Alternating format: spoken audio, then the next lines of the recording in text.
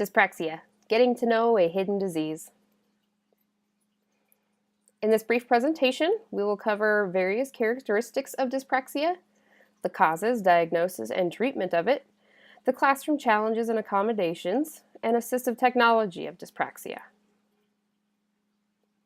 As far as the characteristics go, there are many. One person who is afflicted with dyspraxia may be completely different than another as far as what symptoms they display.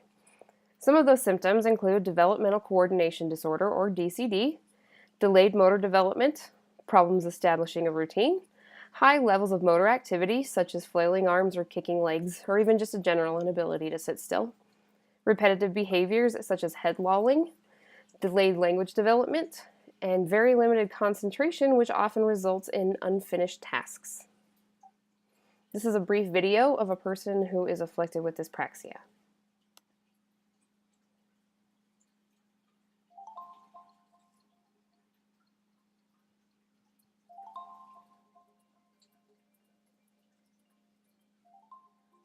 Hi, my name's Abby. I'm a diagnosed dyspraxic, which means that I find it difficult to place myself in time and space. To put it another way, I have no spatial awareness, and I find it difficult to keep myself organised. My family first knew that I suffered with dyspraxia at 4. Teachers noticed that I bumped into other children and fell off chairs for no reason. I'd even trip over thin air. I was then officially diagnosed with dyspraxia at 11 by a paediatrician. Now at 18, I struggle with organising my thoughts and myself. I often find it difficult to organise my sentences. When out and about, I am very clumsy, falling over and smacking into walls and doors.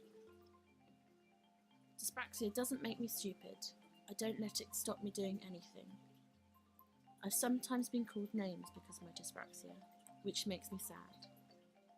Living with dyspraxia would be easier if I wasn't ridiculed and if more people understood the condition.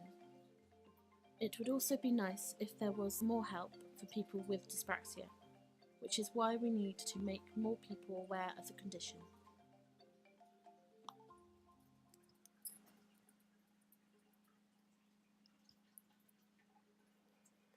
Moving on, there is currently no definitive cause of dyspraxia.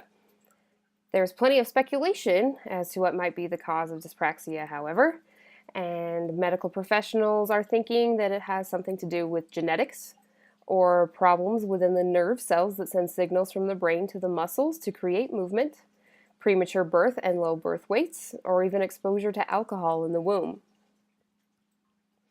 As far as the diagnosis goes, there's no pinpointed specific test. For instance, you can't draw blood and run it through a cycle and say, oh yes, it's dyspraxia. There are many symptoms that can be observed and that have to appear in order for a dyspraxic diagnosis to occur.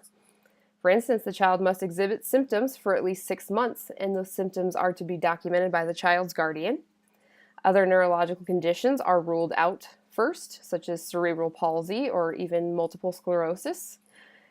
Some other observed symptoms include lower strength levels, muscle tone, coordination, ability to carry out physical tasks such as throwing a baseball. It's more difficult for dyspraxics. Motor skills lagging for the child's age group, and observed symptoms impacting everyday life and/or academia. As far as treatment goes, we have occupational therapy options, and in the occupational therapy world, they break down movements such as handwriting into even smaller, more basic movements.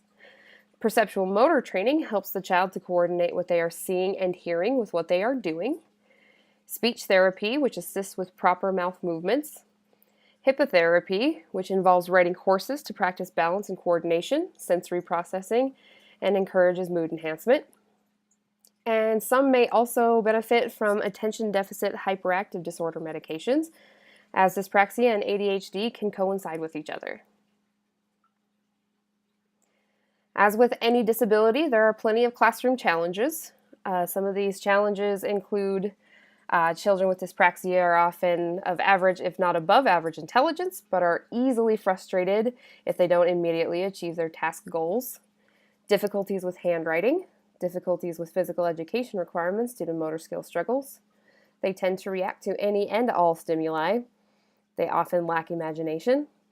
They have difficulty with organization. They struggle to follow, understand, and or remember instructions given. They often do not understand the concept of personal space, and they will often behave in an inappropriate manner as they struggle to understand being socially appropriate. Some accommodations teachers can give as far as writing mechanics go include wide colored and or raised line paper, graph paper for letter spacing, large graph paper for lining up math questions, slant board or inclined surfaces to work on. In the visual and spatial aspect of dyspraxia, it's best to seat students closer to the board or teacher and away from distractions such as windows or friends. Larger print on all forms of text, so handouts, textbooks, all of it. As far as processing goes, extra time to complete the work, breaks during work time, and recorded lessons for students to listen to and reference.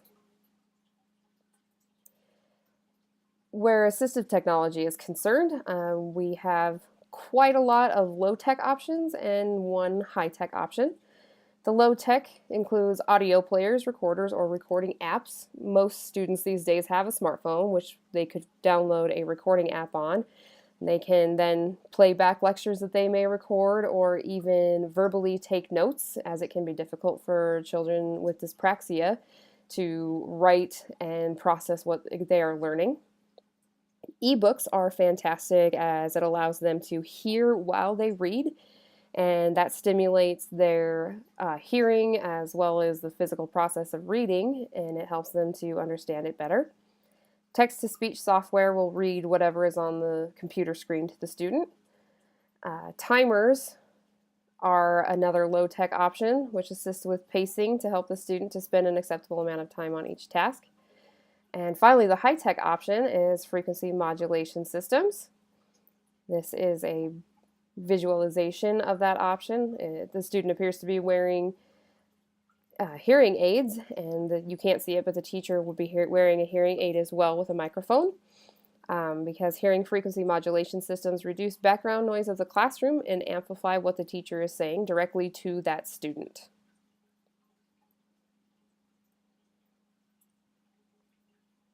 So that is a brief rundown of dyspraxia, and I hope it was very informative.